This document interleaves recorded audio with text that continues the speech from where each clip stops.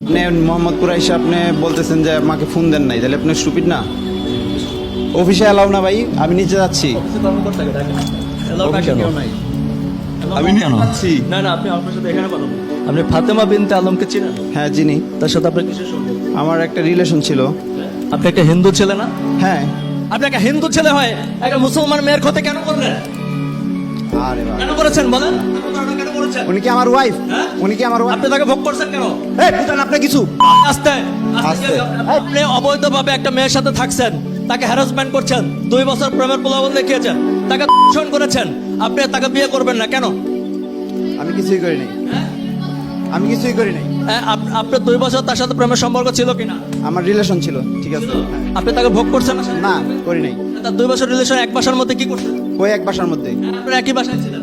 আমি আমি আমি 1 বছর ওনার বাসায়, 2 বছর রিলেশন ছিল না। ওনার সাথে 1.5 বছরের রিলেশন ছিল। ওনার সাথে 1.5 বছরের ছিল না। ওনাদের বাসায় আমি সাবলেট হিসেবে ছিলাম। সাবলেট থাকার 6 মাস পরে ওনার সাথে রিলেশন হয়েছে। তার মানে এই না যে তার সাথে তারপর রিলেশন ব্রেকআপ। বুঝেন না কথা?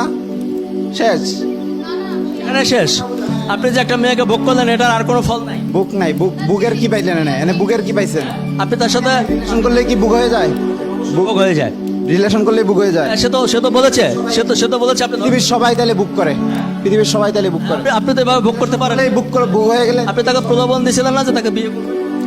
কিসের প্রলোভন দেয়াইছে? বলেন না তাকে বিয়ে করবেন? না না, একটা রিলেশনে গেছি, শেষ। এইটাই তো রিলেশনের।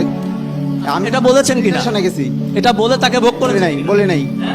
এই আপনাকে সে ভোগ করে যে সম্পর্কে আসার আগে সে এগুলো সব বলেছে, সে বিয়ে করবে, সংসার করবে, এগুলো সব বলেছিল। মানে এটা প্রমাণিত।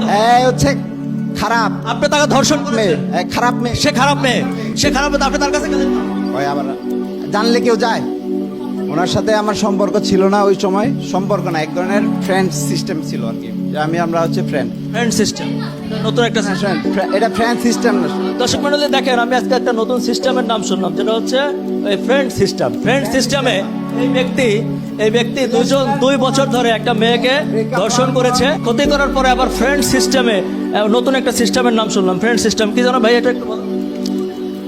মানে একজন হাজবেন্ড ওয়াইফ, ধরেন তাহার হাসান মিথিলা, তোর ব্রেকআপ হয়েছে, বিয়ের ডিভোর্স হয়েছে, এখন এরা ফ্রেন্ড হিসেবে আছে।